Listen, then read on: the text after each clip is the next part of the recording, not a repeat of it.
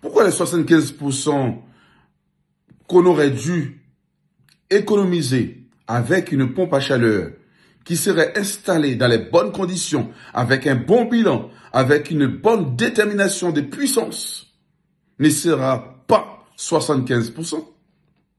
Je vous avais expliqué que si vous mettez une pompe à chaleur pour un besoin de 10 kW, mais vous mettez 16 kW. Je viens de vous expliquer dans la vidéo que vous venez de lire, peut-être,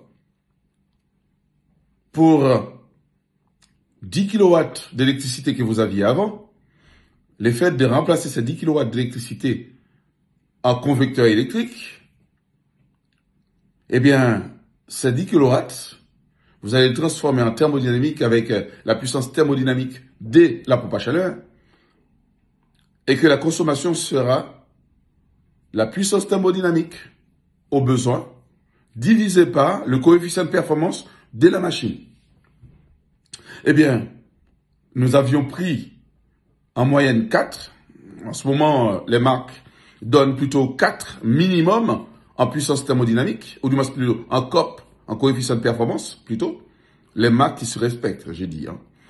Eh bien, pour 10 kW, vous deviez consommer 2,5 kW. Et là, vous faites une économie de 75%. Mais imaginons une société qui vous installe une pompe à chaleur au lieu de 10 kW, mais 16 kW. Qu'est-ce qui va se passer? Eh bien, les 6 kW que vous avez en plus, vous n'en avez pas besoin. C'est de la consommation supplémentaire. Mais c'est un petit peu délicat, ça je vous l'expliquerai un peu plus tard.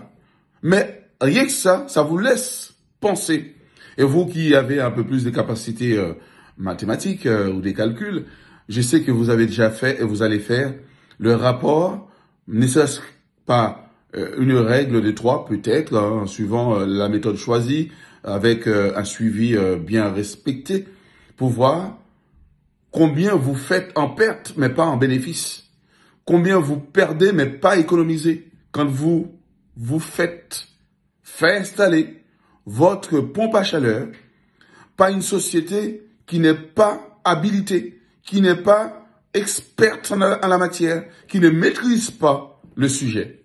Choisissez, peu importe la société que vous choisissez, choisissez une société qui connaisse bien le système. Parce que celles qui ne connaissent pas le système, ils vont vous installer quelque chose. Après, tout simplement, ils vont vous dire, mais écoutez, monsieur ou madame, des fois, ce sont des sociétés qui sont là juste pour faire des gros coups et ferment leur boîte et partir. Ça aussi, vous devez être très attentif à ça. Parce que très souvent, chez nous, on a beaucoup de clients qui nous appellent, ouais, mais bon, on avait fait installer notre pompe à chaleur par société Tatampion, mais elle n'existe plus. Mais bien sûr, ce sont des sociétés, parce qu'il y a des aides de l'État, ils créent des sociétés et ils font des gros coups. Après, ils ferment la boîte, ils vont créer une autre. Non, il faut être plus intelligent que ça. Choisissez une société que vous voyez qui existe, ça fait longtemps. Peu importe la taille de la société, il faut vraiment faire attention à cela. Parce que des fois, il y a des petits voyous, il y a aussi de grands voyous. Donc, à vous de faire jouer votre intelligence et de dire, moi, je ne vais pas me faire avoir. Eh bien, il faut savoir choisir aussi sa société d'installation. Des fois, il n'est pas seulement question du produit, il est question aussi de l'installateur. Je vais vous expliquer plus tard dans d'autres vidéos le système convection. À plus.